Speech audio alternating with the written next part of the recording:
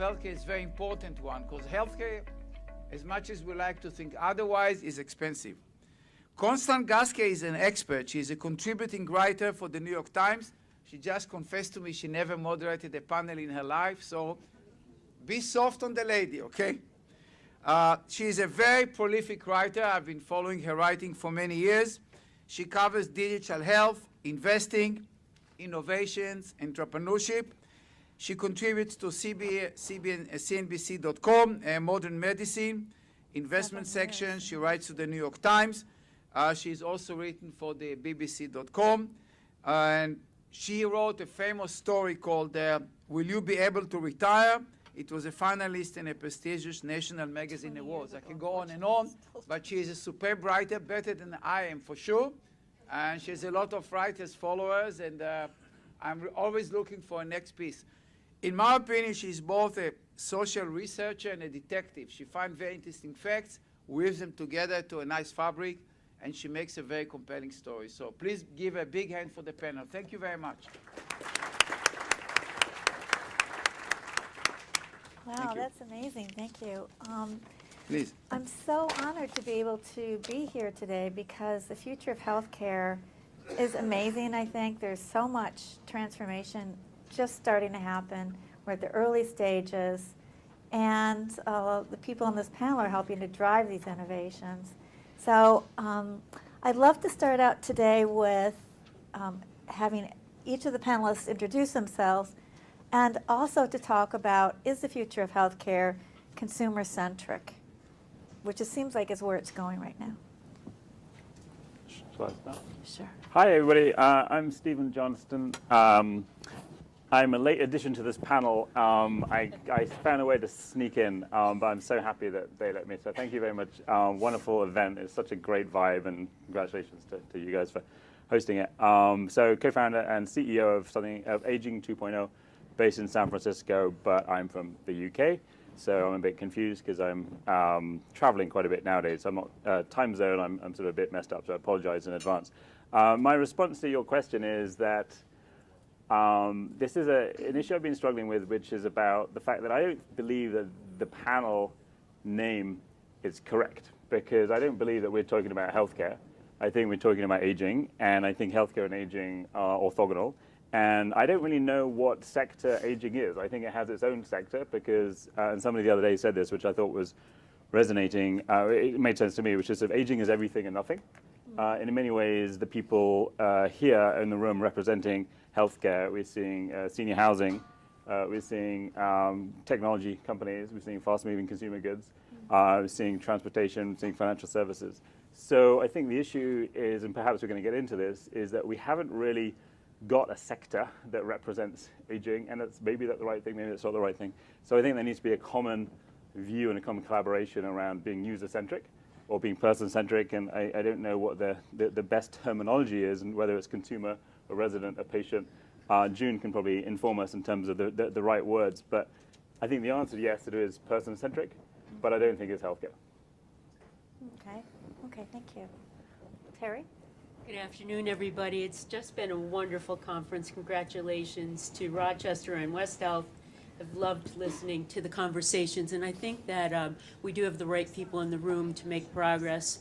And what I would say is, first let me introduce myself, and I'm going to do it long until the mic comes up with all of us. There we go. I think it's working now. Okay. So I'm Terry Fulmer. I'm the president of the John A. Hartford Foundation here in New York City. The mission of our foundation is to fund work that improves the care of older adults, improves the care of older adults. So when I think about the title, Investing in the Future of Healthcare, I'm on the right panel. And our foundation has been committed for the past 35 years to generating the workforce for an older America, not only through our centers of geriatric nursing, geriatric medicine, geriatric social work, but through models of care, which many of you are using and you don't even know it. The transition models, the impact models we heard about earlier today, the help models that focus on dementia prevention and care. And I think that for us, every single day we say, what can we do to improve the healthcare system in our country so that everybody gets high high value, high quality care, and we could talk about definitions. Let me simply give you an example to kick it off and then talk about your question, which is, are we consumer centric? And that is one of our recent projects is on creating age-friendly health systems. We're working with the Institute for Healthcare Improvement in Cambridge, Massachusetts, originally founded by Don Berwick, who was head of CMS, many of you know him, now led by Derek Feely, who was previously the head of the National Health Service in Scotland. We've got a lot of good minds in 5 major health systems working with us.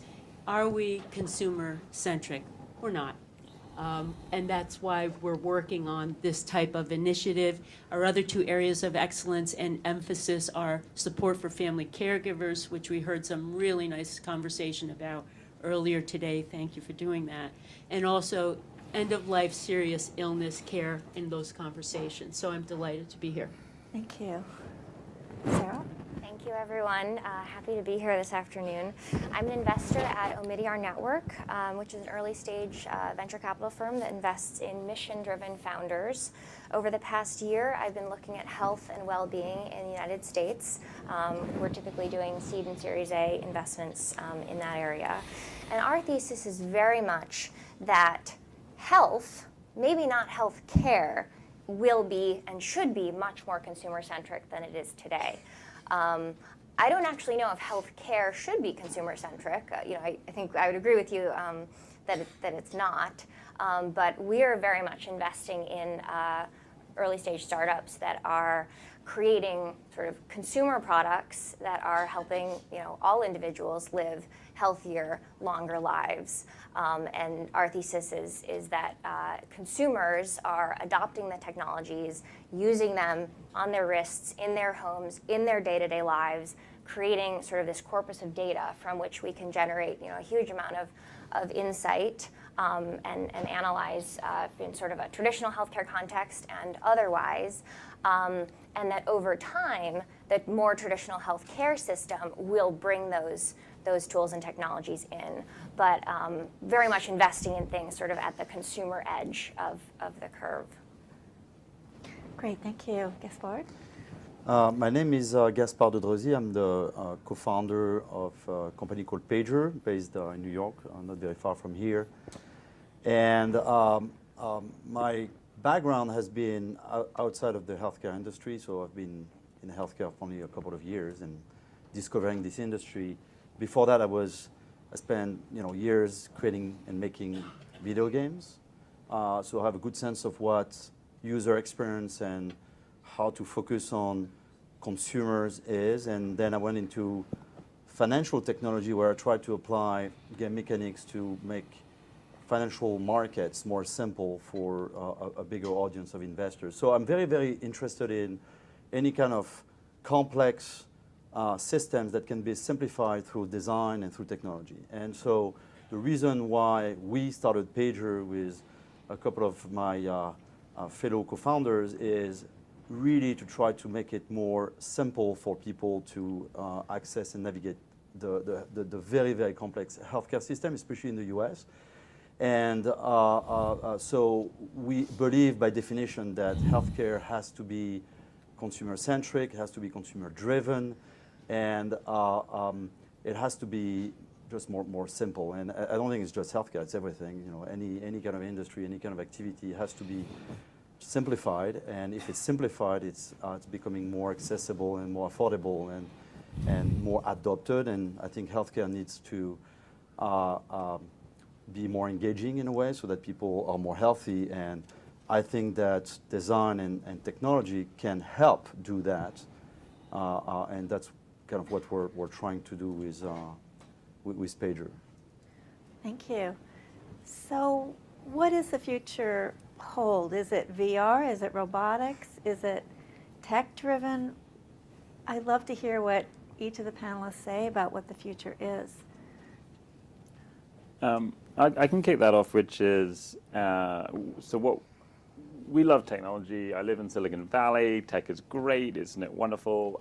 But I think there's been too much of technology-driven talk, and let's sort of really move away from that. I think that this idea that it's more than technology, I think is becoming, is kind of, I think, well, not particularly controversial. So the issue then is, So what is that thing? If technology is just a part of the bigger solution, and the way that we are approaching it is to go, okay, let's take a step back and really be user-centric and figure out what are those topic areas that are most important, the biggest challenges to work on, regardless of the technology. And so we've come up with 12 grand challenges, and these are the things that you'll be familiar with. Dementia, isolation, loneliness, medication management falls. Topics in which we think innovation can play the biggest role in aging. And so I think that there's a layer around technology, but I think the key is actually getting the user in the center and then creating these ways to collaborate. And I think what we're missing is the technology is actually, frankly, the lowest, sort of the easiest barrier to overcome in many respects. I think the edge of innovation, I think, has moved from technology where we've got enough technology now to do what we need to do, to radically improve healthcare and to save $1 trillion, which we're wasting. But what we don't have is the business systems and the user adoption, the distribution, and those things. And I think that the less we can focus on the technology, the more we can wrap things together and talk about holistically, the more effective we're going to be. Well, wouldn't you say that technology has galloped way ahead of adoption? And that's been a huge problem, actually, because, you know, obviously aging has to be rethought. We have wheelchairs that date from World War I or something, for God's sake. The tools are outdated. So there has to be new kinds of tools. Whatever kind of technology that is, I don't know, but it seems like it's part of the solution, though, wouldn't you? I read, in advance of the panel, I read one of the articles that Constance had written about robotics and some of those solutions that are coming up. I just came back from Taipei, where I went into one of their age-friendly hospitals. Not an age-friendly health system, but an age-friendly hospital. And all the older people, and they define that by 65, have what looks like a credit card. Maybe some of you have been there. They plug it in, puts them in a special line.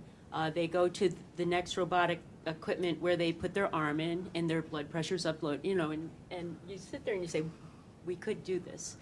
Should we? Could we? But the point that I loved in your paper is that those solutions are out there, and when are we going to test them? So I'm a nurse, and it's projected that by 2020 we'll be 1 million nurses short. Whether that's true or not, I can't say that I know with certainty, but I do know that technology and innovation will fill a void. And we see in Japan people using nurse bots, which have been written about since the late 80s, the early 90s. Carnegie Mellon, University of Pittsburgh, University of Michigan, all working on robotics. And so I welcome that into the workforce solution for care for older adults.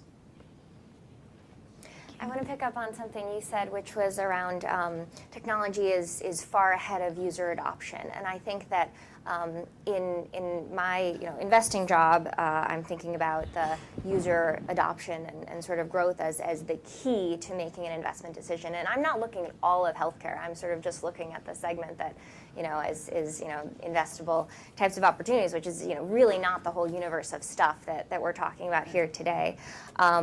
And but from an investment standpoint, my point of view is that over time, all of us will control more and more of our healthcare decisions. Certainly not all of them, and we'll rely on doctors and experts and the like for all time.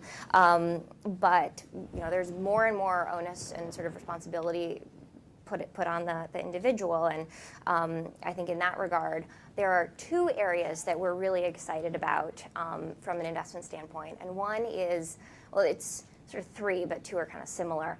One is sort of passive remote monitoring of individuals, and I really think the passive component is key because patients are unreliable witnesses. We forget, we misremember things, and to have this record of information on what was done and what the outcome of that treatment was on a day-to-day basis really opens up a huge opportunity for an individual gaining insights about their own health and what's worked for them, and potentially contributing that back to a larger corpus of information that's shared, and patients like them can benefit from.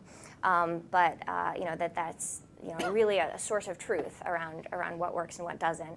That's an area that we're really excited about and see, as part of the future. An extension of that is sort of automated diagnosis and treatment. There's a subset of things that if you notice them in some data set, you can sort of automatically take action, automatically prescribe a drug, automatically intervene, with an outreach from a care provider, an outreach from a peer, something of that nature, without really any sort of human intervention or consultation.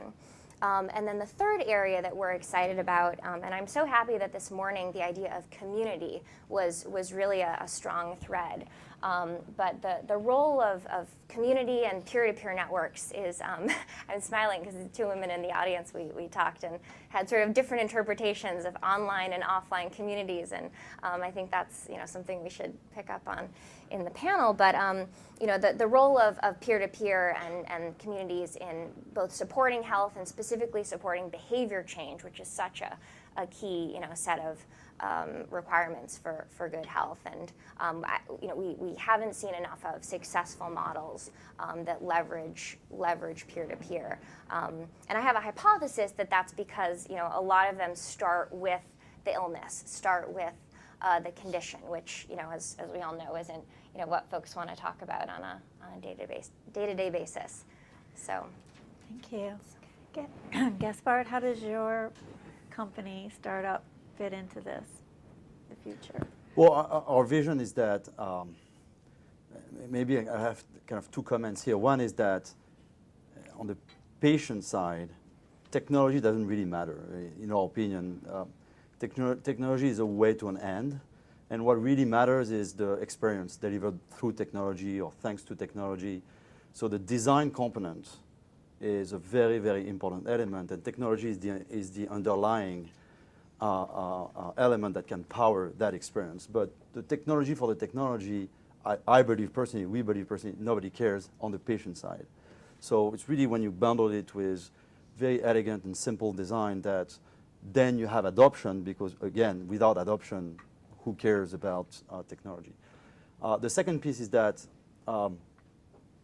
we don't really believe, at least in the next few years, maybe in 10, 20, 30 years it will be the case, but in the foreseeable future, we don't really believe that fully automated robots or experiences are going to be successful, mostly for two reasons. Number one is that this is healthcare, so people are very, very uncomfortable dealing 100% with robots. So that's a big psychological barrier for adoption.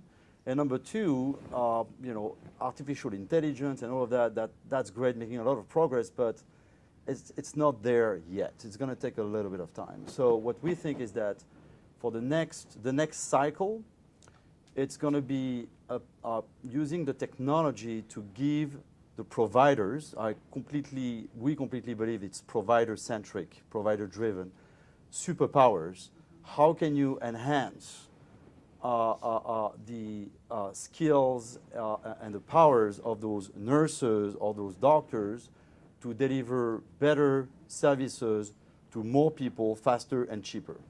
So at Pager, that's the thing we're focused on and nothing else. And like full automation and all of that, I think it's very compelling, but we don't really believe it's anywhere on the map, anywhere short term, because the technology is not there as yet. And number two, there is no way, at least in our opinion and what we see, that patients are going to adopt it.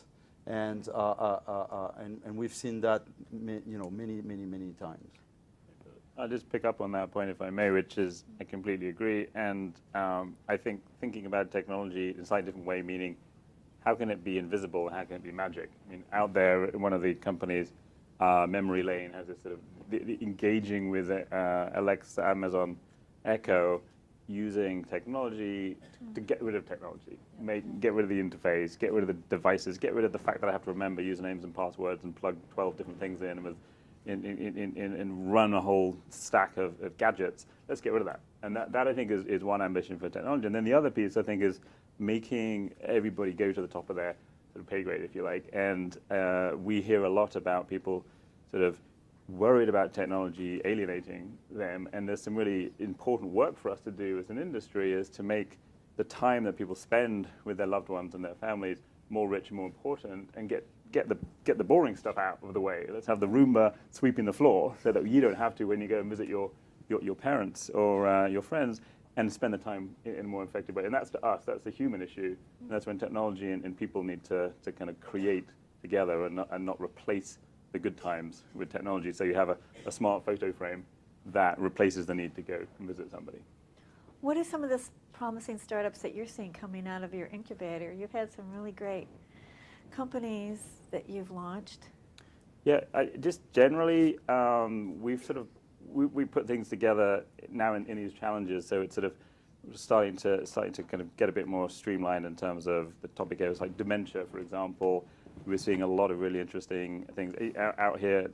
There's a couple. There's one out of the UK called Unforgettable, which is finally creating a distribution channel for somebody who's looking after somebody with dementia. They go and find really nice curated products that they can then find, and they have both the technology, the usability, and they're developing a channel to market. And I think this is the piece where the ones that I like are they're doing it all. They're having technology, they're having something that is beautifully designed, but they're actually figuring out how to get there in people's hands. And we're struggling with that a lot. And so I'd say that there's a piece there, and then there's, one of my favorite, just for the wow factor, is the airbag on the hip, where we're seeing people who fall over, they get a little airbag that protects their hip.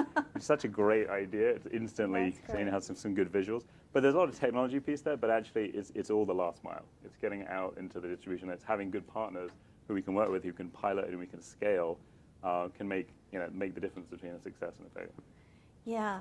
What about you, Sara? What are you investing in right now? Yeah, so one company that we've invested in 6 months or so ago now is called Coco, and it's a peer-to-peer network where anonymous individuals give and receive emotional support using cognitive behavioral therapy types of methods. And it's a highly moderated, highly structured interaction between individuals where actually Coco is available on Facebook Messenger, Twitter, sort of mainstream social networks.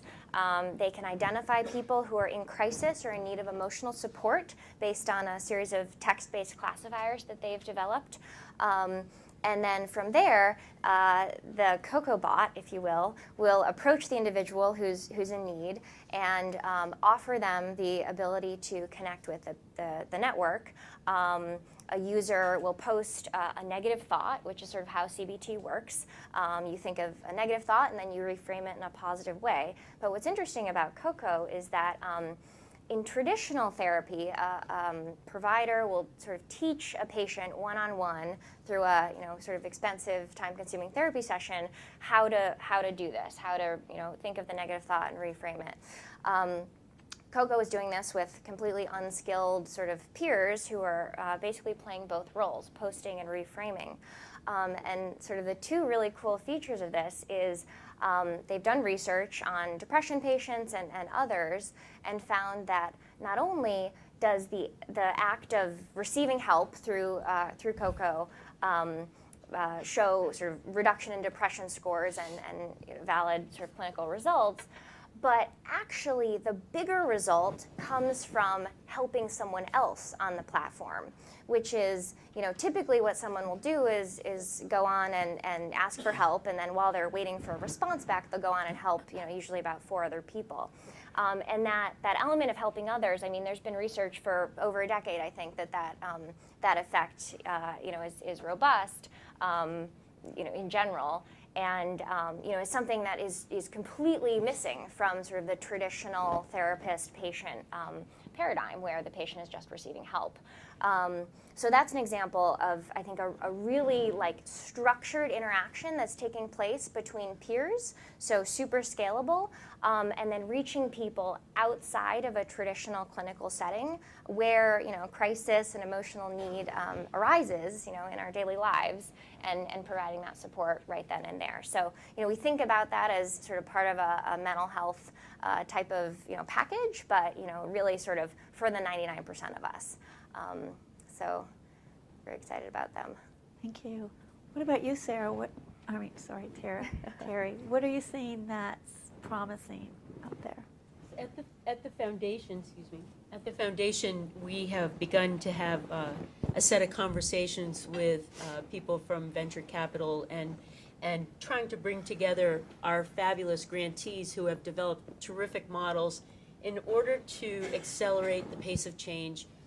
There are several people in this room who have developed, you heard Sara talk about Capable earlier, and what we want to do is figure out, like you're doing here today, how do you put together those wonderful models with people who want to invest to accelerate the change we need and to be ready for the number of people who will join us in this older cohort. So we're really excited about that, and in doing that, there's a group in Boston, 409 Ventures, who have been very helpful to us, and I'm smiling because the reason it's 409 Ventures, do you know why? It's Ted Williams' batting average. So he's from Boston. So I think that I think that's a high score, right? that's a very good score. Okay, I'm not from this part. So in any event, that's a part of our conversation too, which because we feel it's our responsibility not only to help these fabulous grantees get their work up and going, along with the federal government and many other foundations like West Health, but to also then figure out the spread and scale. Thank you. There's a whole lot of obstacles, it seems like, on the way to the future of healthcare. There's funding, there's adoption, we just brought that up. How do we get past those obstacles to bring more innovation into it? Any thoughts on that?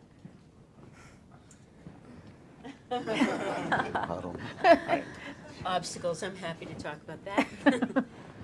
So I think that, first of all, we've been listening to conversation throughout the day about some of the obstacles in policy, in payment reform, in systems of care, in interoperability with all of our healthcare records. Pick one, stick with it, commit yourself, and just dive in and don't let up. Just because things are very complicated right now in this nation and in the leadership, do your best work right now. That's what I would say. Any other thoughts?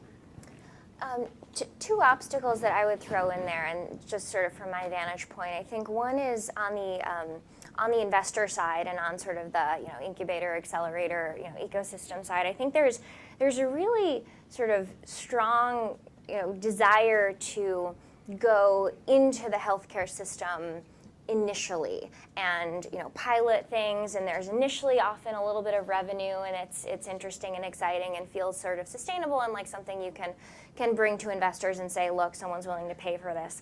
But what I've been seeing is that leads to a bit of a disconnect in terms of who's paying for the product and who's using the product at the end of the day, and a bit of a kind of a red herring where some group is paying for it, but it's they may not have a strong incentive or an ability to understand the needs of their users. And June, I know you talked about this on your panel, the importance of understanding what users really want. And so I think that sort of who pays and who uses is really a tough spot that a number of healthcare startups find themselves in. Investors, I think, should, and I hope that we are stepping up and saying, the types of proof points that we're looking for, and sort of open to companies that may not be, generating a bunch of revenue from individual pilots, but instead, getting strong user and growth and engagement numbers. The second thing that comes to mind is, gosh, I actually forgot my second thing, so we can move on to. Art, have you run into obstacles in terms of adoption or rolling out your product? Every minute, every day. Yeah. Yeah. So I think that the best way to solve the adoption issue is to try many different things, and then don't be too emotionally attached to the product, and just iterate and find your way through adoption. When it comes to funding, I personally think that the market is pretty good. I mean, it's might change, in the future, but I think that what we've seen is that the venture investors are pretty bullish on healthcare. Time is the best time to I think to create a company in healthcare and invest in a company in healthcare is definitely a big moment right now. And it's also we've seen with partners, whether it's payers or large providers, everybody seems to be really open-minded in trying different things, and it's not easy to work with them. It's very slow, but I've been very pleasantly surprised in everybody being very open-minded and curious and intrigued and willing to try things. I would say that the main challenge that we're facing, like I'm sure everybody else, is that in healthcare, at least compared to some other industries I've been involved with, things take more time because it's usually it's longer to do deals with large organizations, and also the behavior of the users is just more difficult to change. It's changing, but it's going to take some time for people to change because it's health. It's like money, like everything that is related to health and money it takes time to change. So I think that sometimes the risk is that investors don't get that, and they put too much pressure on young startups to deliver incredible metrics for growth or for revenues, when it's not really the point. The point in healthcare, in our opinion, is to test on a small basis, and then you can replicate and really expand. So I think it's investors and partners are all there. I mean, they're all very, very supportive and very open-minded, and I think they're taking a lot of risks. So I'm very happy with that. It's just that the question is, are they going to be patient? And are they going to understand that the cycle of innovation is in healthcare longer than it is in social media, for example? And sometimes I'm sitting with investors and they just don't get it. But I think it's getting better. So I would say that's one challenge on the financing / business development / innovation cycle, where we have to sometimes find the right people who understand that. Right. So looking for the next unicorn, is that part of the issue? Is that happening in healthcare too?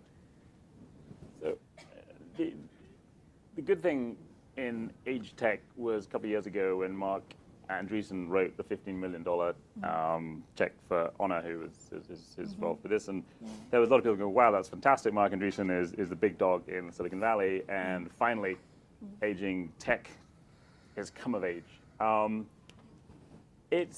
There's been about $200 million into platforms to support caregivers, and you can see why the VC community likes it, because there's a vast market, it's a $100 million business potentially, and Honor I think is doing a fantastic job, but generally there's been some problems in that space because it's not a technology story. It's the fact there's a regulatory issue. It's the fact that you're asking people to spend out-of-pocket costs for these in-home caregivers. There's often only 5% of people who pay those bills are supported by long-term care. The rest are private pay. And so you just don't have the business model there. So we spend all our time trying to think, trying to work with innovators to help them solve their problems. And they consistently tell us 4 things that are the biggest challenges that they're facing. User insight being one, really understanding what the problem is and working consistently and relentlessly with the target groups to solve it. Distribution, getting their product into people's hands. And business model rather than funding. I don't think we need more funding. I think we just need more smart business models, and I'll explain what I mean by that. And then data and sharing the data has been the 4 that consistently come up. And the business model, I don't know if we talked about it earlier, but Ellie and the Meals on Wheels social impact bond that she's just done. So Meals on Wheels has created a new business essentially by getting paid back by the state of Maryland and Johns Hopkins, the payer over there. And when they do a good job of keeping people healthy, and you're delivering food and you're having a social connection, but the end result is going to be saving money with the healthcare system, and therefore it makes so much sense that they would be incentivized to share money. So that's not a VC funding issue. That's just a smart, creative application of a business model to make sure that the innovators are somehow rewarded from the healthcare savings that they're delivering. And that's the kind of path which I think we need to be more creative at coming up with solutions like that. Yeah. So what about wearables, smart patches, that kind of thing in terms of prevention? It seems to me like that's the future of healthcare too. Very much so. Any thoughts on that? I would definitely agree with that. I think that's something that we're really excited about from an investment standpoint. Not so much investing in the wearables themselves, but in trying to understand what the data means and help people take action based on that data, in their daily lives.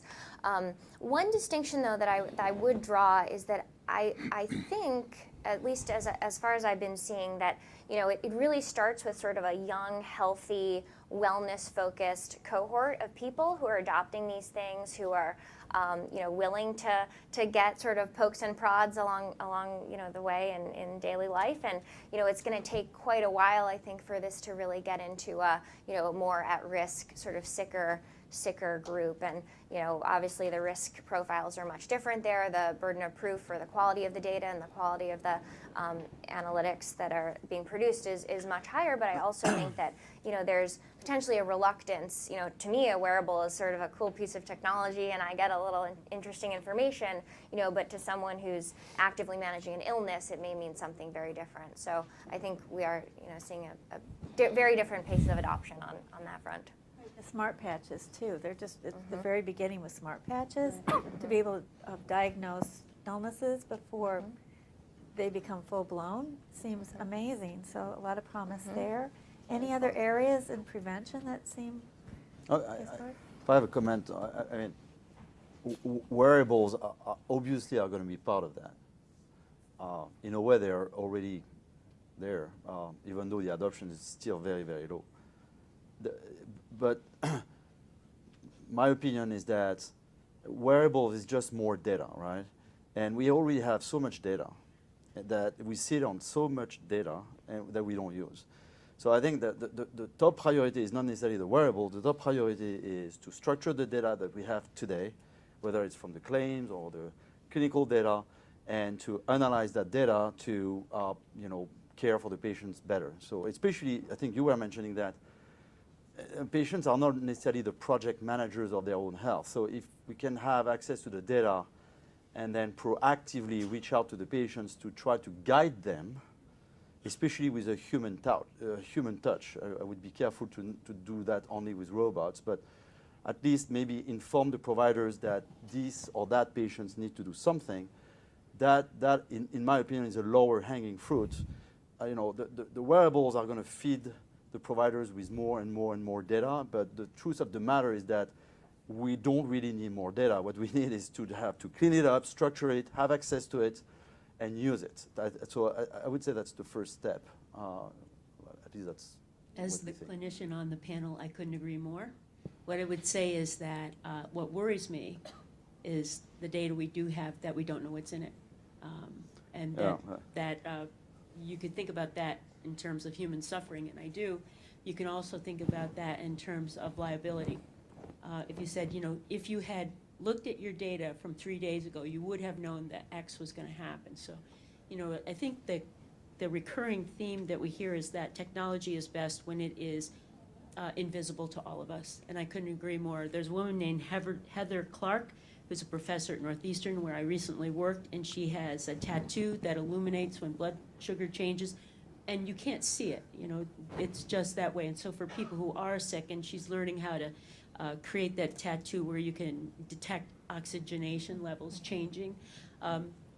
There's so much exciting work going on, and I think it's for all of us to make it invisible to well people and sick people, but to use the data correctly. Last point is the one that, touching back on the notion of artificial intelligence, machines, robots.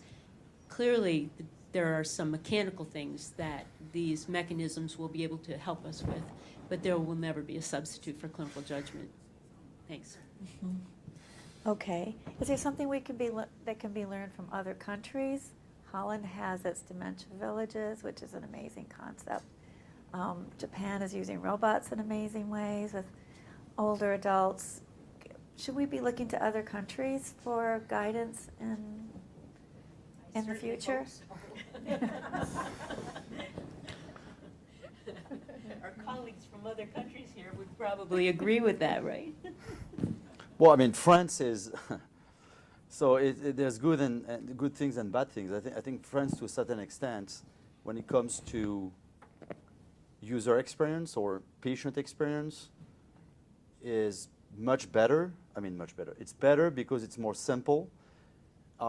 From where your data is stored to this card that we all have, and we can, pay with it and store all of our data. So all of that is done, but it's a very different kind of plumbing in the back end. You don't have all this complexity of, insurance companies. It's kind of a single payer system.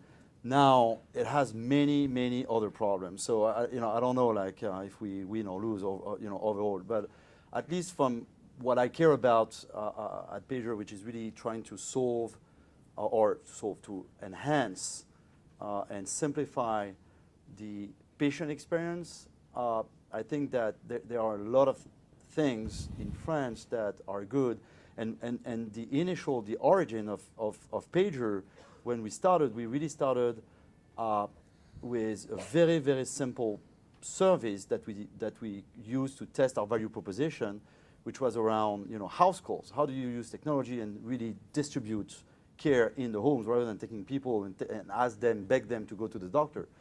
And France was the inspiration when we started. There's a company there that does 7 million house calls just in France, so that's a lot, and it's part of the healthcare system. And so we use that a lot, in terms of inspiration. Now, as I said, there's many other things that don't work very, very well. So that's a big, big issue in France, especially in terms of costs. This is a big topic, and we could talk about it for a while, and it's fascinating, actually, but we have to wrap up. I'd love to hear everybody's thoughts on what the future holds in the next 10, 20 years for healthcare. Just a couple brief thoughts. I think there's going to be a race for, going back to your first point, a race to reach the user, and the user will have a plethora of options. There's people, for example, just take the senior housing industry and the healthcare industry are both laser focused on being the place that is creating the innovations that experience. The senior housing world, they have 99% of the time that person is spending in their community. They have this incredible amount of data, incredible amount of touch points, but frankly, they don't have so far, although there's a few examples like Lynn here who's done a really good job around technology, they don't have the DNA and the chops of technology and experience like, for example, the tech world will. But Apple and Google have a much more clear path to market. So to me, it's going to be a horse race, which is going to benefit us in the middle, all of us, because we're all aging, we're all on this path. And I think the smart people who are going to win are going to be the ones who figure out how to collaborate and do things that they do well, and then share the stuff that they don't do well with other people who do it better. More sharing of information. That's well said. Yeah. I think that people have said this also today, that we're at a moment of convergence where people want change, we have opportunities in front of us, there's a restlessness about the inefficiencies and the waste that all of us really would like to tackle. And so I think that, the other term I heard today was tipping point, and I happen to agree with that. Here's an example, Kaiser Permanente.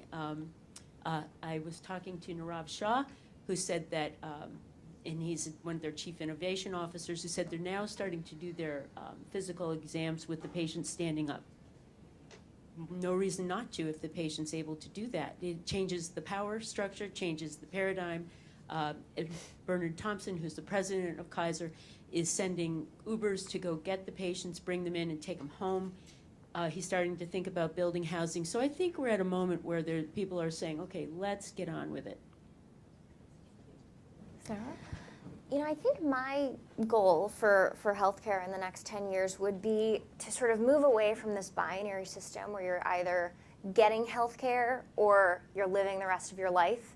And I think there's this, pretty significant bridge between the healthcare system today and, everything else, and the types of products we use in one setting and the other, the way that data moves from one place to the other, the way that we feel empowered and behave in one place or the other. I think, I would really like to see and hope that through some of the technologies we're investing in, we can, really drive that convergence. And the point I forgot earlier was that, I think the definition of digital health has been sort of, in some ways, narrowly bounded. It doesn't include things like, extreme sports or, sometimes meditation and mindfulness will flow in. But, it's really around health care. And I think that expanding that definition to include, really how we live our lives, diet, nutrition, all of that stuff, that in some ways is aspirational. I think that that's where I'd like to see things go. Yeah, I agree with that. Yeah, thank you. Gaspard?